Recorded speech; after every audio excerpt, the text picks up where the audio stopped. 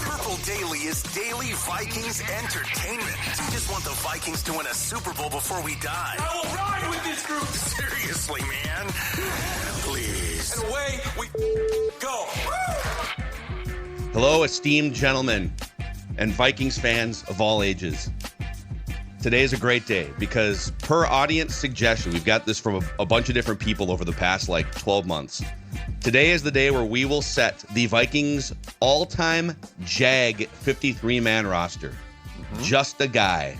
And we'll refresh you guys if you didn't hear us kind of previewing this last week on how we are defining JAG, who might be eligible within those parameters, and then we'll go through our 53-man roster exercise here after we start our day and our week at Quick Trip, Judd. It's a great place to start because you know what? It's a Monday and you're saying, oh my gosh, what am I going to do for lunch? What am I going to do? I've got going to work and you forgot your lunch. Well, that's okay because you stop in a Quick Trip and if you're watching this right now, you're seeing all of the fantastic options at Quick Trip. Why?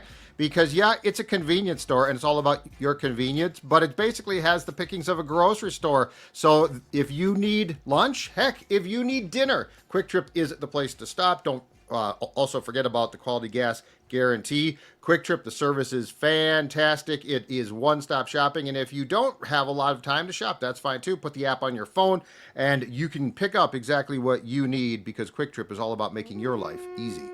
What's the origin of JAG? Do you remember, Judd, the first time you ever heard, or Dex, the first time someone's called someone a JAG, just a guy? I don't. I heard it on, I want to say, NFL Sirius. They were talking about guys, and it might have been what's his name, Pat Kerwin. I think he said, and he actually used to work for teams, and he actually said JAG. So clearly, it seemed like a universal term that's been used for years inside buildings. It's not kind of. It's insulting, right? It's insulting if you view yourself as more than just a guy. Sure. But I mean, it's also a great way to talk about a guy who's going to be potentially on your 53, but you don't love him. Yeah, he's a professional football player. And this is how we have collaborated to define the exercise here. What is a JAG? What is just a guy in the NFL? And first and foremost, it's a player who played a prominent role either as a starter or like a high-profile backup in terms of playing time and just the amount of contribution to the team on a per-snap basis. Mm-hmm. Nowhere near All-Pro or Pro Bowl caliber. Mm-hmm. Highly replaceable, but professional. It's not a disaster or a bust. It's a professional football player. Yeah. So I would say that it's fair to characterize this as a lot of your roster sometimes can be built from JAGs. Yeah. Yeah. It looks like in 2014, the term JAG really became popular because, if you remember, Titans wide receiver JAG, Justin Hunter, labeled himself JAG because he ran the wrong route and the team was trying to motivate him. He literally had GAG taped over his nameplate on his jersey in practice in 2014 with the Titans. Okay. Yeah, that feels to me like a term that was probably used by teams for a long, long time, and that got it out. Yeah, it made it pulled the curtain back for the public. Yeah, and Justin Hunter in 2014 is actually kind of a great example where, all right, he had 498 yards and 3 touchdowns. Not a disaster. Right, yeah. But he's not going for 1,200 yards. He's just a guy. He's a guy. He would have fit in perfectly to a few Vikings teams that we saw around that time. Oh, man. The Vikings were searching for it. Yeah. 2012, 13, 14. So we're going to use the same framework as we used generally, at least to start the exercise, going back a week to our all-quarter century Vikings roster with a couple tweaks. So instead of doing a full slate of special teams, because a special teams ace, there is no such thing as a JAG special teams ace. There's a sea of just random special teamers that are all JAGs. So we're going to move a couple of the special teams positions just back into the defensive head count. So 25 offense, 25 defense with specific head counts for each position. So 3 quarterbacks, 3 running backs, et cetera, et cetera. Sports Dad, you call it. What position? You want to start with quarterbacks Yeah, let's and start work our way quarterback. through the offense? Yeah, absolutely. Okay. So we're looking for 3. And by the way, we do have the empty roster grid here too, which we will fill out, and we can pop this up on the screen as we go through. But let's throw some names out from our JAG quarterback big board here. Well, we threw out, I think it was when we first started to formulate this, my guy, Gus Frerotte. Gus Frerotte. Because he's a big-time Vikings JAG. A 2-stinter. He was. Two stints. He's a 2-stint. You're There's right. a couple 2-stint potential JAGs Absolutely. here. Yeah. Absolutely. Yeah, he's definitely on my quarterback big board. Brad Johnson being like a 9th round pick. He was a backup in the early, like the mid 90s, 12th round, whatever it was. Yeah. Rounds that don't even exist now. And then he gets in as a starter in like 97, comes back in the mid 2000s. Old friend Sean Salisbury from the 90s, Okay. who was how much did he play for the Vikings? he actually started for Denny at one point. It was in the early 90s when they couldn't decide. And, keep in mind, too, Denny had Rich Gannon, who was not a JAG, but Rich Gannon didn't make it here. He was sort of a JAG here. Yeah, I had Rich Gannon. Yeah, Rich Gannon Vikings version is on my big board. Treated like a JAG. Salisbury, and they had a little rotation there in like 92, 93. Salisbury actually only made 9 starts over 3 years from 92 through 94. So I would say he's a fringe qualifier in terms of like playing enough. But yeah, I think he belongs in the big board discussion. I love Gus Frerott's 13 starts. Talk about QB wins with the Vikings. Gus Frerotte went 10-3 in starts when he made starts with the Vikings, and won a Player of the Week when Dante was out. I mean, that 08 year, he literally was just a guy as he was guiding that ship. But another one, again, maybe falls in Salisbury because he only started 9 games. How much do we put Matt Castle into this? He's on my big board for Yeah. sure. He's on my board. He's in the mix. Other names on the big board here: Wade Wilson. He was a little bit, at that time, I would call him above a JAG because the quarterback statistics, the quarterback perception was so different at that time. Okay. I would say that he was above a JAG. That's probably fair. Yeah, in that era. Now his statistics would be a JAG. Okay. Yeah, this is where we need the sports dad's historical acumen. I mean, Wade Wilson was on the team for like a decade. Yeah. And it was a multi-year starter in and around kind of like the tail end of the Tommy Kramer run. Yep. And he also made a Pro Bowl in 88. Yeah. Wasn't he quarterback? Who was the quarterback when they beat San Francisco? Wade was. That was Wade. So Kramer got hurt against the Saints. Yeah. Yeah. He won 2 playoff games. Yeah. As a starting quarterback with the Vikings. But his statistics, it's so weird because QB statistics have come so far that if you look at his raw stats and what he did back then, it's not pretty. But I would say that in fairness to him, he was not a JAG. Okay.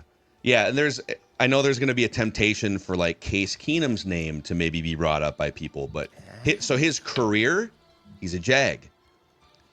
The 1 year with the Vikings, he was awesome. Yep. So in my opinion, Case Keenum would be above the qualification and kind of in the bin, I guess, that Wade Wilson would be in, although Wilson was here for 10 years. I'm going to put Tavares Jackson and Teddy Bridgewater in the conversation. Teddy Bridgewater, for sure. Kind of the definition of a game manager. No, we don't know what his career would have turned out to be, but as a Vikings quarterback, nowhere near top 10. It's possible that I'd have to go look. He might have snuck into a Pro Bowl. I think he did. Just because guys tap out or whatever. But I'll throw those 2 guys out in the conversation. Tavares, I think, is a solid pick. Yeah, just kind of. He's on my list. Yeah, that's a solid pick. Okay. Because he wasn't a first round pick. So he was I think he was the last pick of the second round. If I'm not mistaken, the Vikings traded with Pittsburgh to get back into that pick and took him. So it's not like he was a high first round pick who busted and then it's like, well, he can't be a JAG because he's a bust. He was not that. I would say that's I would put Tavares above Teddy as far as consideration. Agreed. Just because we we know what Tavares was, And Teddy was better than Tavares. Yeah, and that's to fair. your point on Teddy, like we didn't learn that because his leg blew up, unfortunately. Yeah, It did. It I blew just up. think like His if you were fucking to knee exploded. Gross. but if you were to take like every quarterback in the league Yeah. during Bridgewater's 2 years Yep. and say like who's like the median NFL quarterback, you'd probably say Teddy Bridgewater, or maybe even like someone a notch or two above Teddy Bridgewater, which makes him just a guy. So we're trying to get to 3 here. I propose that Gus Frerotte should start. Okay, Gus I'm in Frerott's on the starter. I don't think Gus think there's Frerodt's no our pushback starter. here. Just a great Jag. And by the way, I do say that with huge respect. Yes, you love Gus Frerotte. Yeah, I do. I I have a lot of worry respect. that this. Yeah. Sorry. Yeah, no, finish, Mark. Go. Oh, I just have a lot of respect for how guys like that play. And Gus Frerotte was a great replacement. He did his job. He was a professional. But at the end of the day, as a Viking, he was just a guy. Which is not to say he sucks. It's to say he also was a player who was reliable, could step in. But that was sort of where it ended. I worry that this exercise is going to rub a lot of people and former players the wrong way. That these are 3 idiots in their living rooms who never played a snap, who are judging the careers of successful professionals. Like Gus Frerotte was one of the 32 best quarterbacks in the world Sure. when he played, and we are minimizing him to be a Jag. But we're only doing this as Vikings, too. So, like, that's important. He'd be a Jag with other teams too, though, right? I know, How but many teams would Gus Frerotte be a Jag for? I don't even know. Miami, Washington. But I mean, but if a guy like made a Pro Bowl elsewhere, he might not be a Jag for that team. So like this list is only your Vikings. So we are only talking about playing for the Vikings. If you made a Pro Bowl elsewhere, congratulations. We don't consider it. Can I throw a name out that because he never played a regular season, he never started a regular season game for the Vikings, but a guy that would be if this was a Houston Texans exercise, Sage Rosenfels. Yeah. And he would be, if there was a category for like a Jag that never became, like he was about to be in 2009 an all Jag Viking, but then Brett Favre came in from Hattiesburg, Mississippi and stole the starting spot. So Gus Frerotte, Tavares Jackson. Yeah, I think that's a good one. 2 Jags on the same playoff team in 2008. Yeah. And in fact, don't forget, in 2009, the competition pre-Favre was Tavares Jackson and Sage. Yep. And now we need a third one here. So the other names we've thrown out are Brad Johnson, Rich Gannon, Matt Castle, Sean Salisbury, Bridgewater. It sounds like we're kind of taking off. I'm going to stump for Brad Johnson. In both cases, he was super easy to just replace and kick aside. Now with Tampa, he led Tampa to that defense led Tampa to a Super Bowl. He was the starting QB. But he was the starting quarterback for a Super Bowl team. Yeah. However, with the Vikings, he was not that. And maybe 1998 would have been his crowning year with the Vikings, but he got hurt. Right. And then Randall Cunningham came in from retirement, essentially. Right. I think it's between, Brad Johnson, Matt Castle. I think it's between those two. Maybe, yeah, I mean... Boy, Castle was more of just, I mean, he was the clipboard holder. He succeeded Ponder. He was the predecessor for Teddy, and then he got hurt premature. Like, I don't know how quickly he would have been pulled before he broke his foot. But Johnson has more time with the Vikings, obviously. Started a lot of games. So it's more of where do we want to draw that line? Yeah, I mean, all right, Brad Johnson, he came in what, like 93 or 92, actually. And he was a 9th-round pick in 1992. And he sat as like a third stringer, started getting run as a starter in 96, 97. But you could argue that they actually won a lot of games with him. The Vikings were 28-18 with him as a starter. Yep. They also had some really good infrastructure around. You know, maybe Matt Castle fits the... Boy. I think it's Castle. Castle probably fits the depth. Like, Brad Johnson's probably just like a little bit of a nudge ahead of I mean, Jag. His numbers are yes, I mean, the QB wins thing is one, but through 65 touchdowns, 48 interceptions when he started games for the Vikings, he was fine. So I think it's more Castle. I think it's more Okay. Matt Castle. So that means our 3 quarterbacks, the All-JAG Vikings team, and all due respect to your favorite 1960s, 70s, maybe early 80s quarterbacks.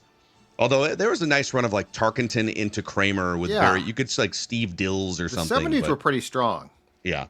Gus Frerotte, Tavares Jackson, Matt Castle are the All-JAG Vikings quarterbacks. I think that's very fair. Okay. Yes. So there it is for the YouTube audience viewing pleasure. Let's do running backs and fullback here. Let's keep rocking. All right. So I'll throw a few running backs out. We're looking for 3 running backs and a fullback. And the first names that came into my head, just building out a big board here, were Alexander Madison, Yep. Matt Asiata, going back to the 90s, Scotty Graham, Yep. and Rick Fenny. Like early 90s, Rick Fenny. Okay. And then I put Michael Bennett did hit 1,000 yards one year, and he was a first-round pick. Not that really matters, but I did put Michael Bennett here with a question mark. Who else? Toby Gerhart is on my big board. Toby Gerhart. Toby Gerhart turned into a massive, massive Jag. Fullback wise, I have 2 from the 90s: Alfred Anderson and Charles Evans. And Alfred I guess Anderson I would had a long Vikings career though. Yeah, but I think he was a major Jag. Okay. And I like Charles both. Evans. I liked both these dudes, and maybe they're too much ahead of it, but Mo Williams and Ontario Smith. So Ontario Smith, yes. Mo Williams was a really good, long tenured jack of all trades. Mm-hmm. Just a good. He returned some kicks, caught some passes. A little bit above. But he belongs in the conversation. Amp Lee was another one from the 90s. Got him. Amply, yep. Is Leroy Horde a candidate? Boy, the legend of Leroy Horde. I mean, that feels like because he did some good things here for sure, but he also feels like a massive Jag. Yeah, I mean, he had a nice little run in Cleveland there. He made a Pro Bowl in Cleveland under Bill Belichick in 1994. By the time he got to the Vikings, he was 29 through 31 years old. And he's like a 3 to 4 yards a carry. I mean, That was his whole shtick. he scored a bunch of touchdowns. He was like a short yardage touchdown specialist. Sure, yeah. Which you could say Matt Asiata was too. Yeah. He was the vulture. Both of them were vultures. Yeah, you know what? The more you look at Leroy Horde, I think it's funny because we build him up as this, he's this kind of, if you grew up watching Vikings football or Browns football in the 90s, you definitely remember him. But he was a Jag. He was in an era where you had bell cows like Emmitt Smith and Barry Sanders and Ricky Waters and all these guys. Leroy Horde's like, I ain't giving you 1,200. I'll give you like 400 yards in 3.8 yard increments. And if I'm not mistaken, with the proliferation or advent of fantasy football in the 90s, didn't he vulture a bunch of Robert Smith potential touchdowns? He did. Yeah, he had 19 touchdowns between 98 and 99, which is hopefully what Jordan Mason's going to do for the Vikings this year. So, okay. Just to put a name down to start the exercise here, Leroy Horde. Sure. Okay. All right, who else has Toby Gerhart? We need 3 running backs. Yeah. I feel like Toby is just a perfect 2000s aughts, right? An aughts Jag. I like Madison and as Asiata.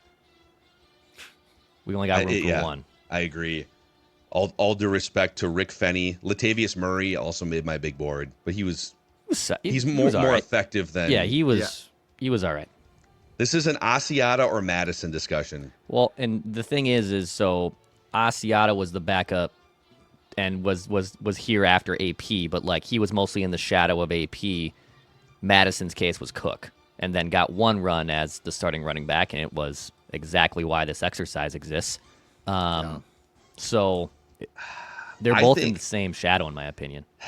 Man, I think it's Asiata. Madison, they're both Jags. Here's the reality. They're both Jags. But we only have one last roster spot here. Well, we could tweak the roster. The interesting thing, though, is this. So just for an interpretation of Jag, Madison was, when given his chance, a major disappointment. Asiata was always himself. And Yeah. I don't think we ever thought, oh man, just wait till he get, because if I'm correct on this, Matt stepped in when AP got suspended for the season, right? Yeah. And he he did a nice job, but I feel like Asiata probably falls more under the JAG because again, it's not an insult. It's sort of I this, couldn't tell if you were like trying to make a case for him to be the Jag, or I'm if making he- a case for Asiata to be the JAG because he was always himself. Yeah. Madison got a chance, and we all, including me, said, "Oh, I think he can start. I think he can play," and he couldn't play. So he Okay. also fringes on, and again, it's an interpretation on my part, but he also fringes on more of a disappointment and a bust. Yeah. So Yeah, I think it's very close. It's very close. it is. It sounds like we're leaning toward Asiata here. So I'm gonna put Asiata in the running back room, and that gives us Leroy Horde, Toby Gerhart, and Matt Asiata. And then for the fullback, thanks, you threw out Alfred Anderson, Charles Evans. I'll give you CJ Ham. Alfred Anderson and CJ Ham, kind of similar, like long Vikings careers that probably went a year or two longer than maybe you thought, right, based on their productivity. Now, Fahu Tahi, and a friend of the old radio show, he did make a Pro Bowl, though, Jerome Felton. Yeah, God, fullback is made for this discussion because the majority are just Jags, but that's what makes them fullbacks. Yeah. Ooh, is Tahi that this? So we're actually trying to choose the best of these guys because they're all, for the most part, Jags. Well, I we're mean- trying to choose the most jaggy of these guys, not Right. necessarily the best. Well, I'm just saying in fullback it feels like it's the best though because it's such a Jag position. If you had a really strong opinion about Alfred Anderson, your historical knowledge bank would don't have a usurp huge- ours here. I don't have a huge strong opinion. I'm just trying to split this. If we're gonna go between Nahu Tahi and Put some respect on that name. It's Fahu Tahi. Fahu, Okay. but his real name was Nafahu. No, Fahu Tahi. Yeah.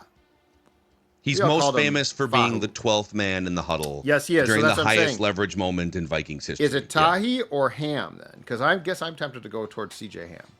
Oh, wow. CJ Ham definitely gets the longevity Yeah. sort of check mark in this exercise. Yeah, okay. I'm down for some CJ Ham here. Dex? Yeah, it's a little disrespectful, but I don't really know what other guys we're gonna put on here. Okay. It's a big list. It's a great list. I mean, Charles Evans' family is watching this right now and feeling extremely left out of the I was going to say, exercise. they're probably like, put Chuck on. Put Chuck on. So, all right. I mean, CJ Ham, I think he's been around for 9 seasons now with the Vikings. Yeah. And he has managed to stick around. So, okay, we can revisit this toward the end if we feel like in retrospect we messed up on some of these. So Okay. CJ Ham is the fullback. Okay. And that brings us to the tight end room where we're looking for 3 tight ends. This is great.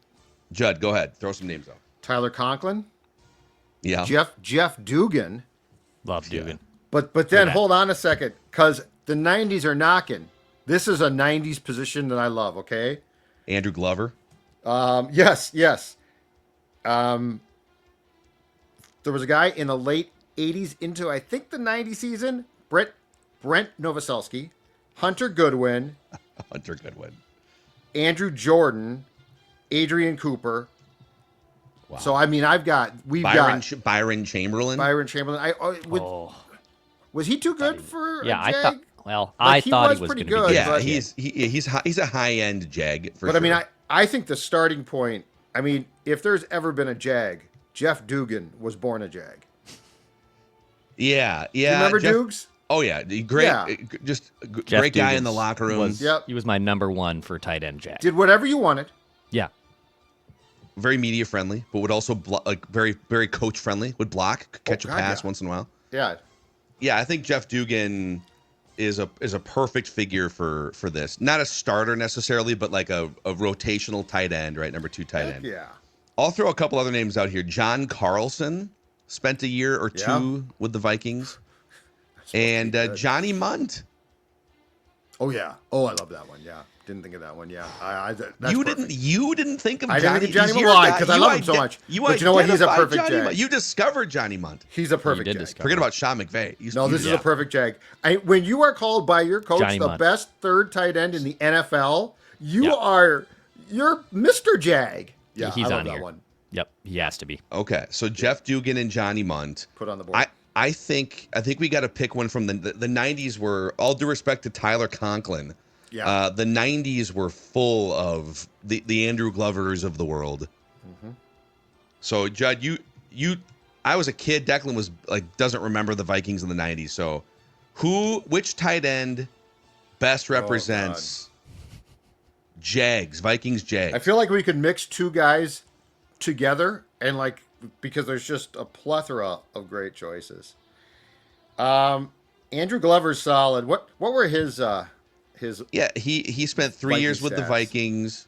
You Yep. know, he had 32 catches for 378, 35 catches for 520 in 98. I mean, everyone was going off in 98. He benefited. Then 99, he had 28 catches, 327, 1 touchdown. Yeah. Block a little bit. I feel like he's our receiving Jag tight end. Yeah. That's a good one. Okay. All right, Andrew Glover, come on down. You are on the all-time Vikings Jag list here. And then let's round out the skill positions here, and let's go wide receiver. We're looking for 6 wide receivers here. Glorious. All right. I have. Oh, there's this. Is, this The is so 2000s deep. are. The 2000s are. There so was good. a run, man. Oh yeah. I've got just my wide receiver list from 2000 and on. KJ Osborne, Kelly Campbell, Jerome Simpson, Kelly Campbell. Charles Johnson, Travis Taylor, Bobby Wade, Dwayne Bates, Mike Wallace. Dwayne Bates, And that's dude. just 2000 and on, and that's basically 2010 and on. Okay, I did not have Dwayne Bates or Kelly Campbell. I'm so glad you brought those names up. Bobby Wade, Travis Taylor, Michael Jenkins. Okay. Jenkins. Yep. I think he's a slam dunk for one of the 5 spots. Yeah. Slam 6 dunk. by the yeah. We're doing Or 6. I'm fine. Yeah. Yes. I'm fine with that. That's perfect. He Okay. was a complete Jag here. You know, I had Bernard Berrien, but it's funny, Bernard good Berrien year. actually had a 900-yard year, Yeah. and he's probably above a Jag. Yeah. Kadre Ismail, but he's probably above a Jag too. Yeah. Check out Hassan Jones statistics Yeah. from the 90s. He was always around, and again, a reliable guy, Yeah. Dude. but Always behind the Carters, yep. right? Sports Yeah, Dad late 80s from and his 90s. 20s at that time recalls a Jag in the making. You know, but I'll say this: Hassan Jones in 1990 did have he had a couple seasons of 800 yards. Okay. But that doesn't hell. I mean, That it's KJ volume, Osborne, right? Yeah. I don't know if he ever hit 800, but too. Yeah, 500. Yeah. or 600 yards.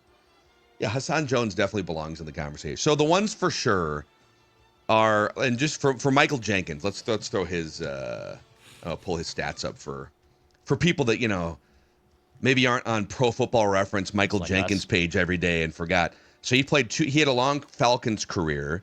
Mm-hmm. He was kind of a Jag with the Falcons too, just never close Behind to 1,000 Roddy White. yards. Yep. 38 catches, 466 with the Vikings, 40 catches, 499. Of the 6, Bobby Wade, I would say for sure locks are Bobby Wade, Yes. Michael Jenkins. I think Travis Taylor's a lock too, unless you Sure. feel like it needs to go to one of either him or Bobby Wade. No. They're They all both part of the same era. Yep. Was as far as his Vikings career, I don't think he made my list, but Greg Jennings. He's on my big board. I Now mean, he Packers, was- not a Jag.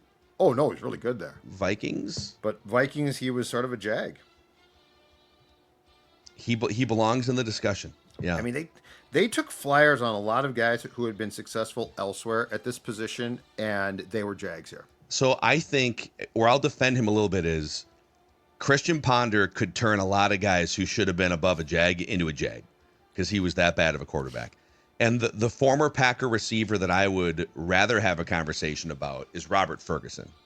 To me, Robert Ferguson, much more of a defined Jag than Greg Jennings. Greg Jennings more of a victim of like age and circumstance. Yeah, Ferg was a guy that was a Jag in Green Bay, and he was always hurt. Like he always had something wrong.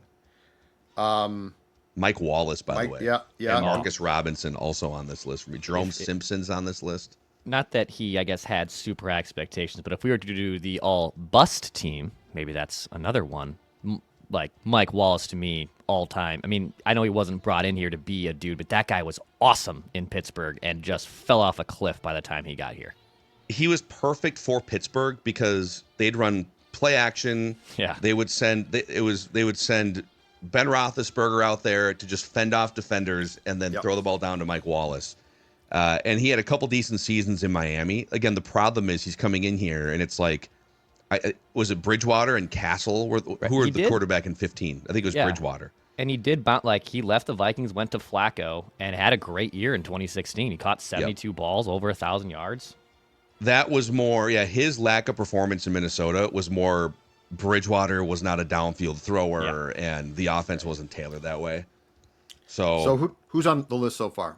All right, so right now the 6 are, and we can swap these, Bobby Wade, Travis Taylor. Yep. I'm just looking at my notes here. I'll enter them in a second. Okay. Michael Jenkins, Hassan Jones, KJ Osborne, Robert Ferguson.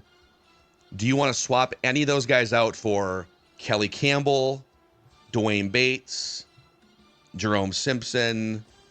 You know what? Dwayne Bates feels like a massive Jag. Okay. Because he was a guy who had been with Chicago. If I'm not mistaken, he's the guy in 2009 that caught the overtime touchdown pass on Winfield in overtime at Soldier Field late in the season. Which you're thinking of Devin Aromashadu. And he didn't make my list. He belongs in this discussion. That's right. Thank you. Dwayne Bates was the early 2000s former Bear. Devin Aromashadu. They were the same guy. No, that's okay. They were basically the same guy. Yeah. So it feels like one of those. Yeah, that's right. Because Bates was before that. If it feels like one of those two should be on this list because they were just perfect Jags. Okay. Boy. Okay, so Dwayne Bates representing the early 2000s Vikings. Right, early 2000s. 50 catches for 689 as Randy Moss's number 2 wide receiver. They didn't have a number 2 receiver because Chris Carter had just left. So you had a year that Randy Moss caught 106 passes, and then it was like Dwayne Bates and Jim Kleinsasser were the only other 2 targets. I'm open. So I kind of love it. I think Dwayne Bates representing the early 2000s, but we have to bump someone. So do we bump Travis Taylor because we already have that era covered with like Bobby Wade, Michael Jenkins a few years later? Sure. Yeah. Okay. Sorry, Travis. These are all glorious Jags. Don't get me wrong. Yeah. So, all right, I'm going to throw these in and see if I can just cut and paste this for efficiency. Dwayne Bates and Devin Aromashadu. How could I confuse these two former stalwarts? Remember when Aromashadu just torched that 09 Vikings team? And that was one of the few losses in Chicago. That's what Judd was saying. Yeah. Antoine was playing hurt, and they completed that the overtime touchdown pass. Antoine late in that game, and that's why the Vikings pursued him. They're like, oh man, this guy's good. This guy's got some real talent here. He's stuck in Chicago. It's like, no, he wasn't really stuck in Chicago at all. No, and now he's stuck, I don't know, doing something else. But he didn't make our Jag list here. So okay, we got the skill position guys. We're gonna get to the meat and potatoes, and then the defense. We have a coaching staff to fill out, and even some specialists. Presented in part by MSP Plumbing, Heating, and Air. It's possible some of these guys are into a second career now. Maybe a couple of them even have MSP? some plumbing acumen. It's possible. Well, if they do, I hope that they're working for our friends at MSP because they want to help you, and this is incredibly important now because it's gotten hot. Beat the heat this summer. If your AC is struggling to cool your home or showing signs of wear and tear, you know what? MSP has a $49 AC tune-up that is a no-brainer for your peace of mind. We're talking about repairs, installs, reliable service. That's what MSP is all about. And while you're at it, ask about their Total Comfort Club membership too, and know that your system will be taken care of all year long. MSP Plumbing, Heating, and Air. Call them at 651-615 4292, or check out their website, callmsp.com. Call msp.com and make sure that your house is nice and comfortable for summer. Speaking of places to work, by the way, Federated Insurance is an excellent place to work, and they look to hire very specific people. Okay, special driven people who fit the Federated culture, the Federated family, people who value and exhibit integrity, teamwork, respect, and equity. They hire a lot of former college athletes too. There's a pipeline of former college athletes that thrive at Federated. So if these things describe you, and if you're interested in launching your new career or pivoting in your career, and you want to find out more, go to federatedinsurance.com/careers. That's federatedinsurance.com/careers. All right, boys. This is like the jaggiest part of the exercise, because this is now offensive line. We're looking for 2 left tackles, 2 left guards, 2 right guards, 2 right tackles, and I guess 1 center for this exercise. If we decide to tweak this, we can. So Sure. So I'd start at left tackle, Judd. Okay, I've got 2 choices immediately from the 2000s. Charlie Johnson, Yes. if you recall him, who also then got moved inside. I think he replaced McKinney. Eventually played some guard. And my other choice is, and I think this guy is a little bit too good, but I still threw him in here, Riley Reef. Those are my 2. Yeah. But Charlie Johnson to me, all JAG Hall of Fame. Excuse me. Is Cam Robinson worth a discussion here? You know, I'll say no, because even though Cam Robinson wasn't great here, what was the other option for Cam Robinson in-house if they had not traded for Blake Cam Brandel. Robinson? Well, Gonna move. Blake Brandel would be the swing guy. I mean, And there's a bunch of Dan Quessenberries and stuff that. Yeah, I think there's more Jags. There would have been more Jags behind him and worse options behind Cam Robinson if they had not made that trade. Personally. Yeah. And that kind of factors in. He actually played pretty well until the end. He definitely could be a JAG. He might be more of a JAG than Reef. Who do you think was a better left tackle? Riley Reef relative to like the league, or I think Cam Robinson? I think it was Riley Reef. Riley Reef was. Yeah, don't you guys? without shooting blanks on PFF, I bet it was Reef as well. By the way, TJ Clemmings is a name I'll throw out. Oh here. yeah, yes. Oh God, but that's an insult to Jags. Is he so? Yeah. Is he so bad. is he like He's so below Jag level? Yes, Yeah. he was not a JAG. He should not have been on the team. This is part of the issue, though. If you're like a true Jag at left tackle, it shows because you get smoked by these elite edge rushers. I mean, TJ Clemmings was like a cone. And he played half the season starting left tackle in 2016. Yeah, it was awful. Riley Reef. Riley Reef is like a good, serviceable left tackle. But you could say the same thing about like Gus Frerotte was a good, serviceable NFL quarterback. So Yep. okay, Charlie Johnson for sure. Charlie Johnson. And then we'll put Riley Reef down here. Okay. And then if we want to come back to it, we can. All right, left guard. Guard's going to be there's a sea of guys going back. The first guy that I covered in 2005 when I joined the Vikings beat, Chris Lewinsky. Chris Lewinsky. My first nomination. Okay. Again, he's fine, but a massive Jag. Yeah, Chris Lewinsky. Let me just pull up his. He played. Was it like 2 or 3 years with the Vikings? He was around for a while, yeah. And then a couple other names on my list here. I guess Corbin Lucina, Ezra Cleveland, Nick Easton at left guard. Nick Easton. That's a good one.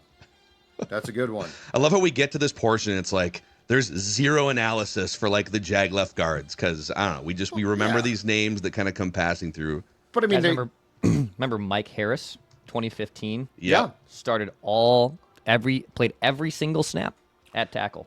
And I think, was he tackle and guard? I don't know.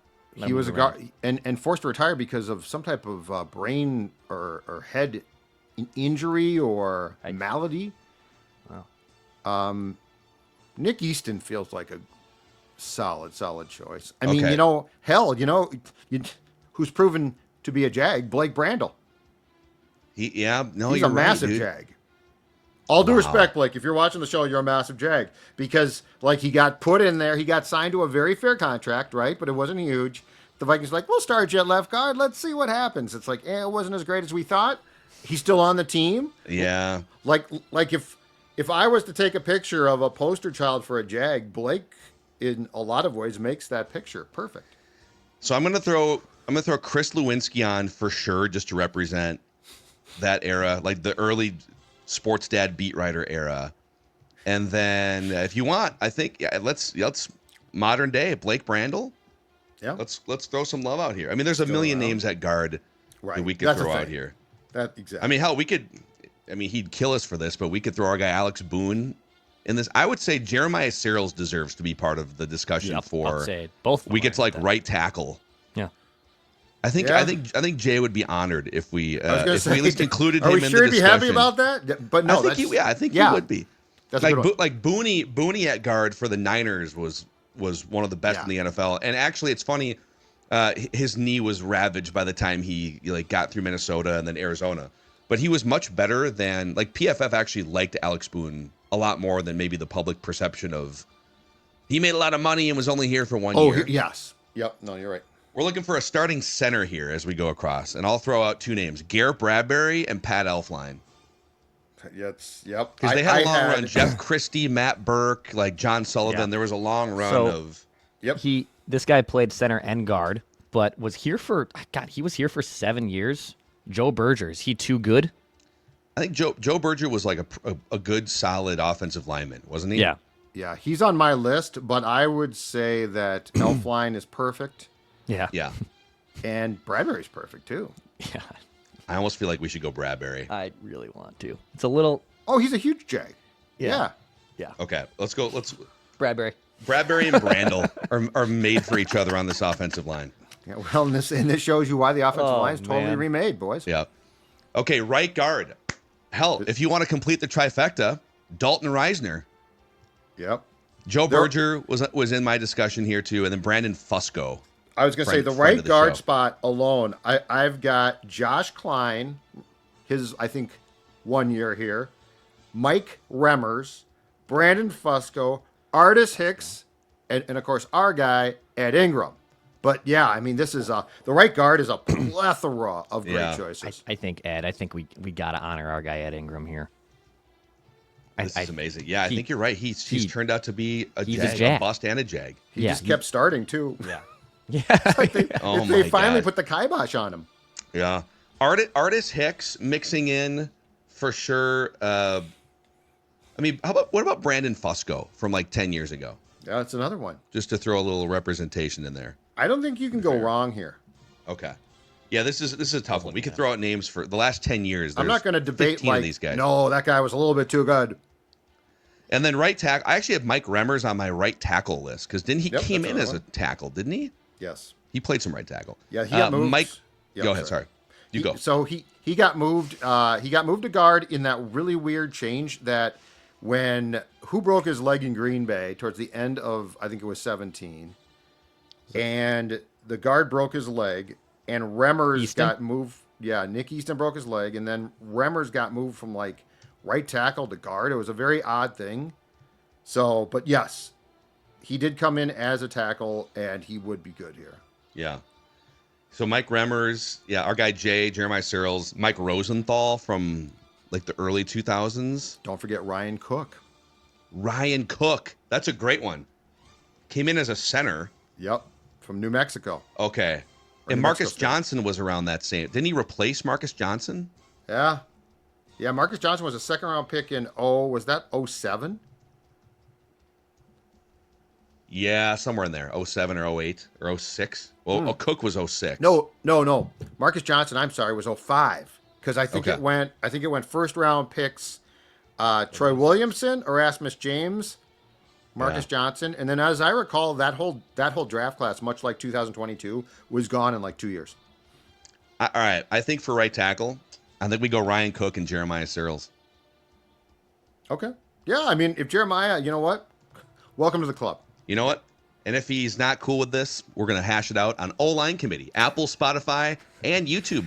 Click that like button, the subscribe button. Shameless promotion. Okay, let's flash this up here, Dex. We've got our offense. This is the all-JAG Vikings offense. And again, if we are not respectfully mentioning names that we should in this discussion, we trust the comment section will have our back here, and we can circle back on Feedback Friday. And we'll go through this for the audio audience at the very end here again. Let's get to the defense shortly. Shout out to Northern Soda Company for keeping these Jags hydrated during these summer months, boys. Absolutely. I had plenty of Northern sodas over the nice holiday weekend here. The Sunday Purple, which is a great one. They have the great root beer, plenty of amazing options. You can find Northern Soda at most grocery stores like Cub and Kowalski's. Plus, they have the tap room in New Brighton. That's right. They have tap soda. They have dirty sodas.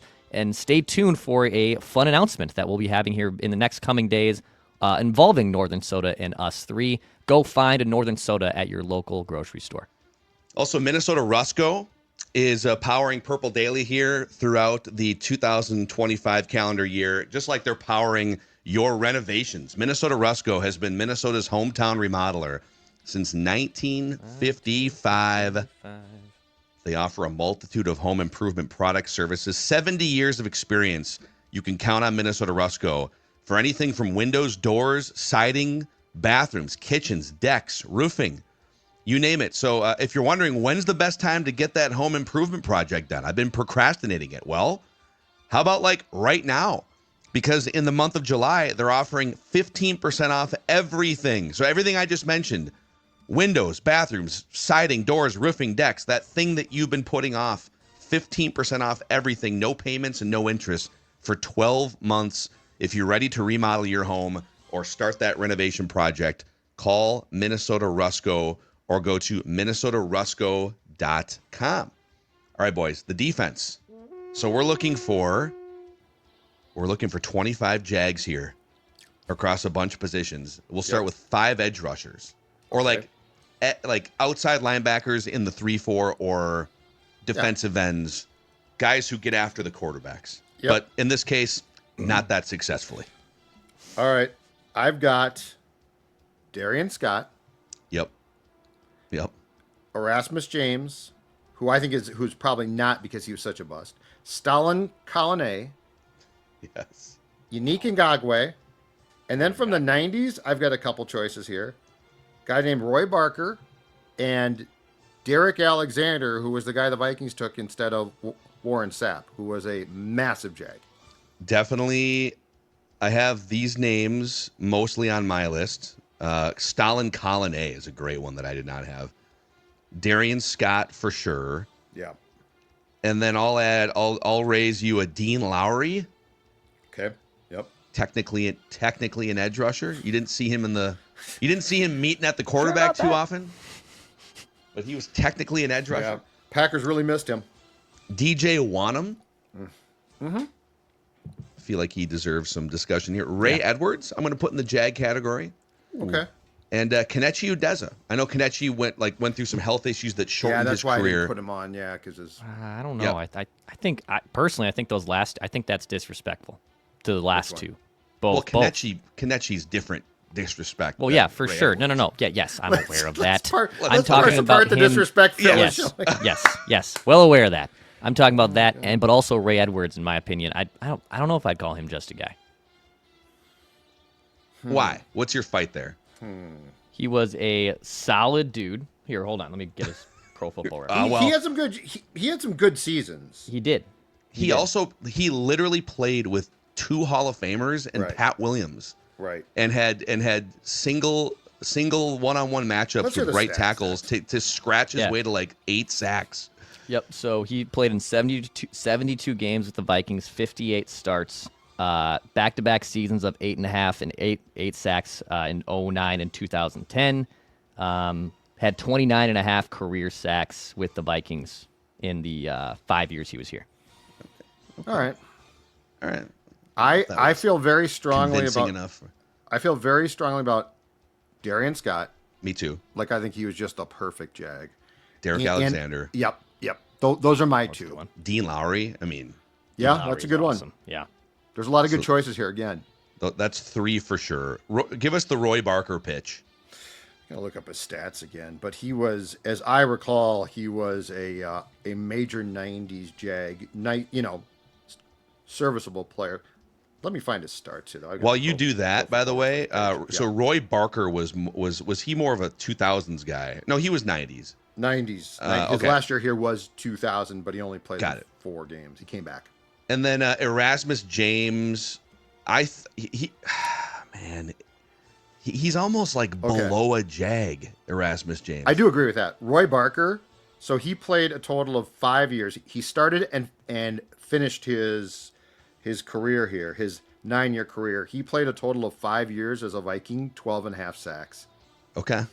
Just a perfect fit. That sounds like a good 90s tie in there. So Derek Alexander, Darian Scott, Dean Lowry, Roy Barker. We're looking for one more. And so we've kind of ruled out Kenichi because of health issues. Erasmus James, just more of a bust than a Jag. Right. Ray Edwards, all right. I mean, I'm not going to fight to the death on Ray Edwards, but I might on DJ Wanham. That's fine. Or Patrick Jones. Yeah. Patrick Jones. Boy, yeah. I think both those guys have a much more legitimate candidacy to Jag than Ray does. Want him, right? A little more jagginess. More to their jagginess. Yeah. Because They're both Jagability. Jags. Hold on a second, though. I think DJ might be a perfect fit. Like I think both of them had like great. a pretty good sack total in like one season. Yeah. In part because they played opposite of Daniil Hunter and Jonathan Grenard and or in this case like the system that Brian Flores instituted. DJ Wanham. Let's see here. 20. Let's pick one of those two guys. So DJ Wanham in 4 years as a Viking had 23 sacks. Patrick Jones had a good season last year, but before that hadn't done much, right? Mm-hmm. Yeah, it's probably Patrick Jones then. Okay. Patrick Jones, come on down. Because he came in and sort of cleaned up and got sacks because he had guys playing in front of him who were good, and he got some playing time. Yeah. He also like had a pretty low pressure rate there too. All right, so the next category, we're looking for 5 more interior defensive linemen here. So it could be 3 techniques, could be nose tackles, could be down linemen in the 3-4 scheme, which I guess technically Dean Lowry might have been more of that, but What was he? no one really knows. Does anyone really know what he was? He was out there. Good I mean, they signed him. He and had they were a all uniform on. We're not quite sure. good for a 28 PFF grade every single week. Oh my God. If you want, we could move Dean Lowry to because schematically he was less of an edge probably and more of like an interior defensive lineman in this scheme. Move him inside. More of a B gapper, I guess. We could move him to the inside here and make room for both DJ Wanham and Patrick Jones in the edge room. Sure. You want to do that? Yeah, let's do And that. Dean's a Okay. massive Jag, No. so. Okay, so I'm going to move. Dean is it turning out to be a versatile Jag. You can kind of put him anywhere here. No, that's what a Jag is. And then DJ Wanham is back in the edge Jag room. So that means we need 4 more defensive linemen here or defensive tackles. Judd. Okay, candidates. Jonathan Bullard. LaTroy Guion. Oh, Yes. Guion's a lock. Jerry Tillery of recent vintage. All of them locks. Shamar Stephan. Fred Robbins. And then from the 90s, a guy who lived in the same Eden Prairie apartment that I did, Tony Williams. Okay. So those are my Jag defensive interior, like you said, 3 techs or nose tackles. I'll throw 2 more. Armand Watts. I don't think he totally cracks the room here. And then Esera Tuaolu from the 90s. Yeah, that's good too. Some jagginess there.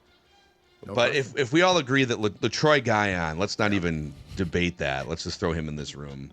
Okay. 100%. And then do we put... Listen, the Jonathan Bullard, Jerry Tillery combination literally led the Vikings to go spend like $40 million. If we're going to penalize the guards from 2024, we probably should do the same to the interior guys, right? Yeah. And if you include Dean Lowry, that would mean That would mean from the same defense, Dean Lowry, Jonathan Bullard, and Jerry Tillery would all make this Jag team. Should we combine, or should we pick one of Tillery and Bullard and put in an old timer? Let's put Shamar Stephen in here too. Yeah, you're right. Okay, so between Bullard and Tillery, it's so coin flippy. Take your pick. Dex, you pick one. Let's do Bullard. Okay, Bullard. Yeah. All right, Jer. Sorry, Jer. We're cutting you out of here. All right. Sorry, buddy. Okay. And that leaves one. So Dean Lowry, LaTroy Guion, Jonathan Bullard, Shamar Stephen, and then we're looking for one more from like the older school, Judd. You call it. Ezra. Okay, Ezra Tuola. I think that's a definite. That's a great one. Probably better at singing the national anthem. Yeah, great anthem singer. He was definitely played a role. A good football player, but he's a Jag. A Jag. Okay. And that brings us to the linebacker room here. Another glorious opportunity to talk about. We need 5. I have so many. Okay, so let's alternate. I challenge you to a Vikings Jag linebacker name off. Okay. Napoleon Harris. Aaron Henderson. That was going to be mine. Dex, you want to get involved? Go. Jump in here. Yeah. I think he was too good to be a Jag, but classic young Declan who was being exposed to the Vikings and figuring out is this guy really good or is he just a guy? Kylie Wong. Yeah. It's a great one. Kylie Wong. Yep. Chris Claiborne. Jasper Brinkley. Dude, we could keep we go all day. How about this one? He played a ton, but was a huge Jag from the 90s. Jeff Brady. Okay. Greg Biekert. He was so good with the Raiders, and he was so cooked by the time he got here. Lemansky Hall. Dude, this is unbelievable. Ben Gideon. Oh, Ben Gideon. Good one. Carlos Jenkins. Yep. Dixon Edwards. Oh, Dixon Edwards. Snap. He was from the Cowboys. I think he'd won a championship. I think he won a Super Bowl there. Oh, what about Honore Crockett? Honore Crockett's on my list, too. Yep. How do we pick 5? We pray. Okay, give us for guidance.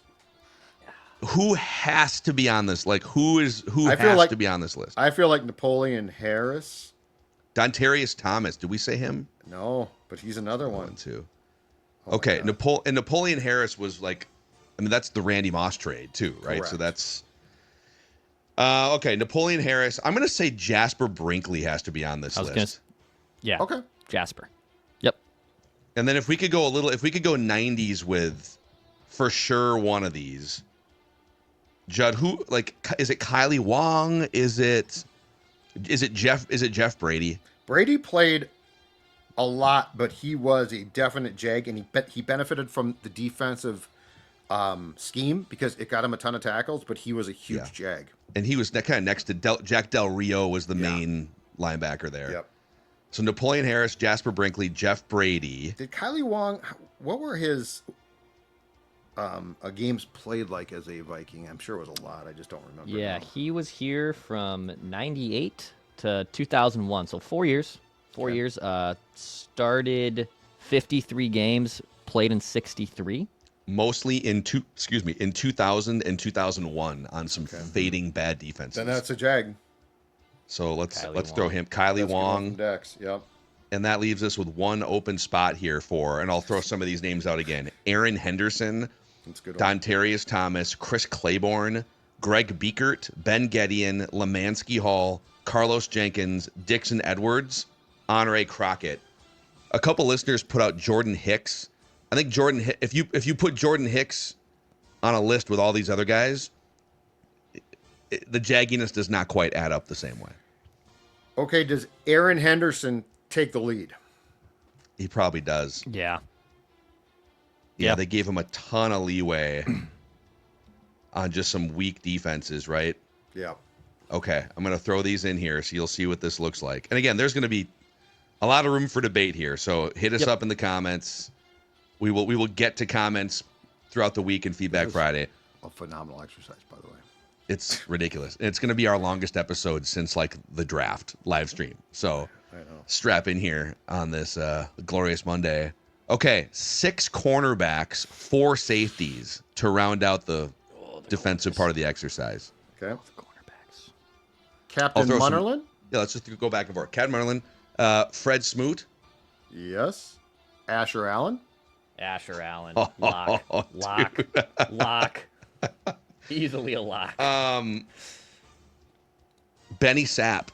Benny the Sap. That's what my friends and I call Benny the Sap. I love Benny Sap.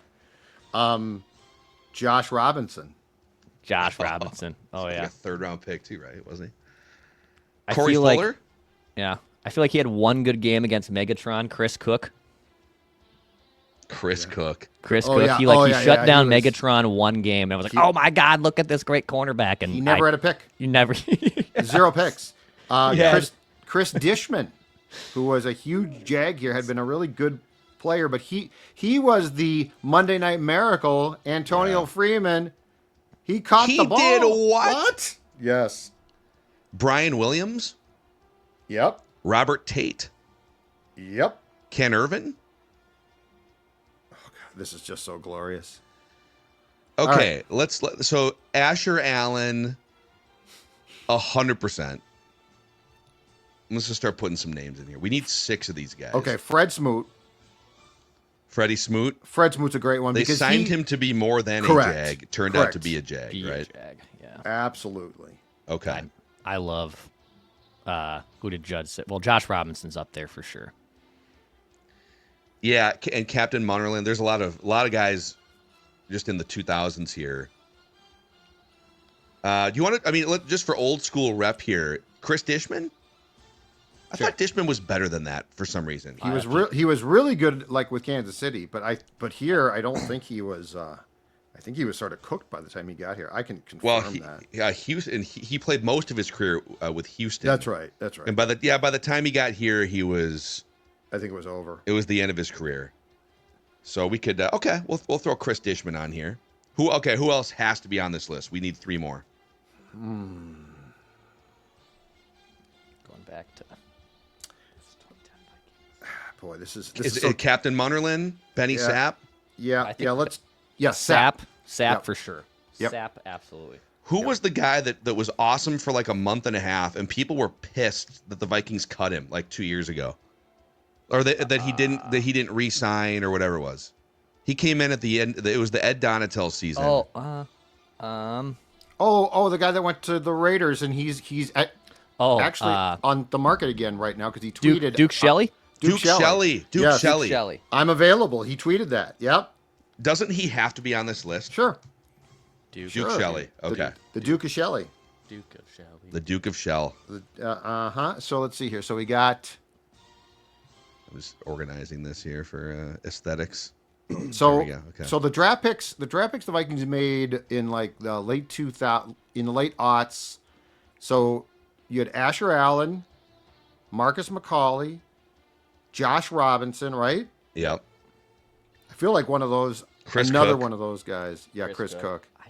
I lean of the names. I lean Josh Robinson, but Yeah. it's not a. He played enough to Yes. to justify it. Chris Cook was a 2nd-round pick, if I'm not mistaken, and Yeah. he was just a complete bust. Wasn't Josh Robinson too? His thing was he was fast as hell, but he was 5'10", Well- 220. He was tiny. He got royally screwed because when they decided to release Winfield, they decided to move Josh Robinson into the slot corner, Yeah. and he had never played it. It was bad. And that's the one where I think it was a game at the time at TCF Bank Stadium where Aaron Rodgers whizzed the ball past his ear hole. Yeah. And he never was turned lost. around. Right. He was very lost. Yeah, it's a really fruitful era for Jag cornerbacks. Okay, so yeah, we could probably debate this more, but Asher Allen, Fred Smoot, Chris Dishman, Benny Sapp, Duke Shelley, Josh Robinson, and that brings us to 4 safeties here. Mediu Williams Oh boy. Yep. Medea, On the yep. team. on the 100%. team. Unfortunate circumstances, but on the team. Hussein Abdullah. That I was just about to say him. I was going to say, I've got Tyrell Johnson, Tyrell Johnson. Yeah. Sendejo, Robert Blanton, Jamarcus Sanford. Yes. Oh God, yes. Jamarca was Sanford, was a for 2009, and he was a 7th-round pick, so he was a nice little find there. But he's a definite Jag. Yeah. I think Sendejo is above some of the. You lay it out this way, it's like, all right, Mistrell Raymond, Robert Blanton, Tyrell Johnson, Jamarca. So Madieu Williams, yes. Hussein Abdullah, yes.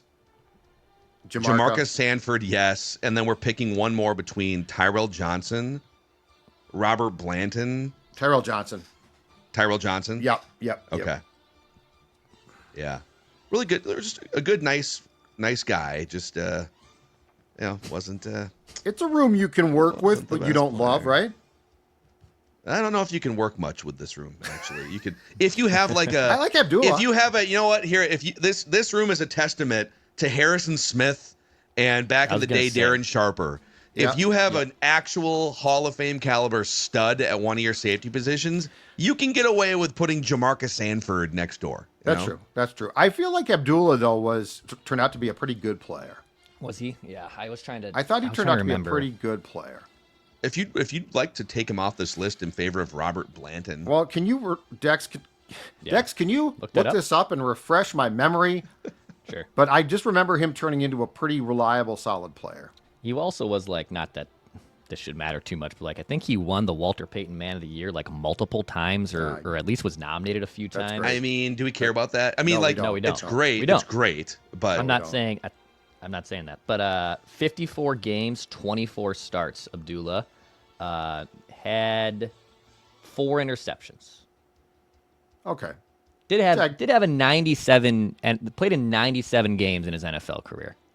54 of them with the Vikings. Do we need to pull up the PFF grades on Hussein Abdullah, or is that too no, deep I think of a we've gone dive too on long. this I think exercise? I'm fine. I'm Okay. fine with him there. Do you want to leave it? You're leaving him on the list? Yep. Okay. Speaking of one quick correction, Chris Dishman, no H. What? It was Chris, C-R-I-S, Dishman. Oh. Sorry. I was looking at I was looking at his last name. Oh, Dishman. No, sorry. Chris had no. It was Chris Carter, like. Sorry, I got you. Okay. I know there's some anal people that want me to left align the offensive lineman there, which I just did. I hate So spreadsheets. the kicker, punter, long snapper is what we're looking for here now. This is glorious. Reese Lloyd. Wow. But Kickoff guy. He was the kickoff guy, but Yeah. like he was just a guy for one thing. Yeah. Which yeah, he was actually pretty good at that one thing. He was good though. Yeah. I've got Paul Edinger. Yep. Okay. Edinger, Greg Joseph, Blair Walsh, Doug Bryan. Here's a question. If you want to go in the way back machine, it might not be fair because the art of kicking was so different at the time. Check out Rick Danmeyer. Rick Danmeyer was the Vikings. I believe he was the last straight head kicker that the Vikings employed. Wow. And he missed a lot, but he held the job for a long time. But I mean, that's a way back machine. So You'd have to perhaps that's too provide far. some context. Like, was he missed a ton like of big relative kicks. to the league? Was he a mixed good a ton kicker of or big not? kicks, but relative to the league, he kept his job. Yeah. But yeah, Joseph, Walsh, Bryan, Aaron Elling. Edinger. Aaron Elling. Yeah, there's a lot of good choices here. Because like the problem with Walsh is he had a historically great season. Yep. 10 for 10 from 50 yards or more. Mm-hmm. You know, Greg Joseph was barely here. Well, he was here for like 2 or 3 years, I guess. Yeah, they wouldn't get rid of him for a while. But anyway, I'm fine with any of these. They're all How outstanding. about Paul candidates. Edinger? Just for Okay. do it. okay. Let's do it. Okay. He did And hit then, that 50. Was it a 50-yard kick against the Packers in 05 to win the game at the Metrodome? we can go Aaron Elling. Want to go Aaron Elling? No, I'm just saying. He was a guy that had. I'll look hit a that up huge for kick. you. Was Let's it look up 05? Paul. Let's look Was up. it I was there 06? for it. I was there for it. It was a big one. It was a I covered bomb. It was on the road. Yep. No, it was here. Was it here? Okay, but he would turn his back to the Correct. to the holder, Correct. if I remember right. Also, Paul Edinger never missed an extra point in his career. Wow. Neither did Aaron 164 for 164. Wow. But he was bad on the field goals. He was 75% on the field goals. All right. If anyone wants to fight Paul Nope. Edinger here No, any good. further. We're good. And then we're All right. looking for a punter and a long snapper, Judd. All right, for punters, Jeff Locke, Ryan Yeah, Quigley, Yep. Britton Colquitt, got Matt. it. Pick a was name it out of the hat. Weil or Wiley? I don't even recall anymore. But I feel like Jeff Locke Ryan was Wright? a Great one. Yeah, he's another Jag. I think Jeff Locke fits the description here. And then, I don't know, long snapper's tough, man. Mike Morris was more than a Jag. Yes. Kevin McDermott. Okay. That sounds good to me. And Kevin McDermott, congratulations. And that brings us to coaches. So we're looking for 4 coaches here. A head coach, an offensive coordinator, a defensive coordinator, and a special teams coordinator. Ooh, head coach. So is it Les? Is it Childress? Boy. Ticey? Tice. Mike Tice. Tice. Ticey would be great with his team. It's probably Tice. Half these guys are his players. That's what I'm saying. He'd be right at home. Yeah, it's probably Ticey. So, because it's tough because Denny Green, one of the 3 best coaches in Vikings history. I would say, like, for sure, Bud Grant, number 1. And then there's a mix of, like, Zimmer was here for almost a decade and Denny Green. Those guys deserve more respect. KOC going through his thing. And that leaves the shorter tenured guys. What's his name? Les Steckel was below Jag level in 1983 or 84, whatever year that was. So it's probably Ticey. Just probably kind of Ticey. Yeah. Existing and competitive, but not a disaster. Yep. Offensive coordinator, we'll start the discussion with Bill Musgrave. I was just. I think we that can has end to it be there. it. Okay. On his play sheet. That's as big as this perfect trading fit. card right here. Hand the ball. Perfect fit. Yeah. And then defensive coordinator, Ed Donatel, Fred Pugich. Ted God, Cottrell. I feel like Ted I have Cottrell. to defer to you guys because they had a great. I mean, Zimmer was the head coach and coach defense. They've had Andre Patterson, who was great. Les Frazier was he technically the DC before he became head coach? Yep. Mm-hmm. Yep. So like He was good. I feel like Fazio during the glory days of the 90s. I'd have to defer to you guys for like early 2000s and pre that for DC. I feel like Pugich was so bad that he can't make this list. Well, Donatel then. And Donatel was terrible. I would submit Ted Cottrell. Tyson's DC, 2005. Great guy. Longtime football guy. Yeah, that's fine. And then special teams coordinator, I'll throw Paul Ferraro. We got to go with him because he's your guy. He's the guy that disrespected you at Boomtown. Oh, man. I tried to make small talk with Paul Ferraro, and he's like, we don't have to do this. I'm like, okay, that sounds good. Good talk, Paul. You're fired. Paul. So, all right, here it is for the YouTube audience. You can see it. This is where we landed for the all-JAG, all-time all-JAG Vikings team. The offense, Gus Frerotte, T-Jack, Matt Castle, the quarterbacks, Leroy Horde, Toby Gerhart, Matt Asiata, C.J. Ham, the running backs, fullbacks, Jeff Dugan, Johnny Munt, Andrew Glover in the tight end room, Bobby Wade, Michael Jenkins, Hassan Jones, K.J. Osborne, Robert Ferguson, Dwayne Bates at wide receiver. And then offensive line, left to right, Riley Reif, Charlie Johnson, Chris Lewinsky, Blake Brandel, Garrett Bradbury, Ed Ingram, Brandon Fusco, Ryan Cook, Jeremiah Searles, our guy from the O-line committee. Mm-hmm. Defense, the edges, Derek Alexander. These are the guys that are getting after the quarterback, but not really. Derek Alexander, Darian Scott, DJ Wanham, Patrick Jones, Roy Barker. The rest of the defensive line, Dean Lowry, Latroy Guion, Jonathan Bullard, Shamar Steffen, Ezra Tuaolu, and the linebackers, Napoleon Harris, Jasper Brinkley, Jeff Brady, Kylie Wong, Aaron Henderson. With the cornerback room being Asher Allen, Fred Smoot, Chris Dishman, Benny Sapp, Duke Shelley, Josh Robinson, and the safeties, Mediu Williams, Hussein Abdullah, Jamarcus Sanford, Tyrell Johnson. The specialists, Paul Edinger, holding for him and punting Jeff Locke, and Kevin McDermott snapping the ball back. Being led by Mike Tice, Bill Musgrave, Ted Cottrell, and Paul Ferraro. How many games, if all of these guys were in their Jagness form with the Vikings, if you plop this team into any average NFL season, how many wins? Oh, boy. 6. Okay. This might be a fun post-game discussion on like Mackey and Judd, actually. Well, and we're going to get great notes about guys that we missed too. For sure. Oh yeah. Dude, 6 would be a wild success, I feel like. Yes, it would. But I feel like you could win 6, but at their most jagginess. Yeah. Wow. There it is, boys. The All-JAG. This is quite literally one of the longest episodes in the last 12 months here. You wonder, what do you guys talk about in July? June, July, the dead period. Yeah, we talk about Chris Lewinsky and Duke Shelley. That's what we talk about. Who's here. that guy that fans were mad about? We talk about Asher Allen and Jeff Dugan. Asher Allen was such a Jag.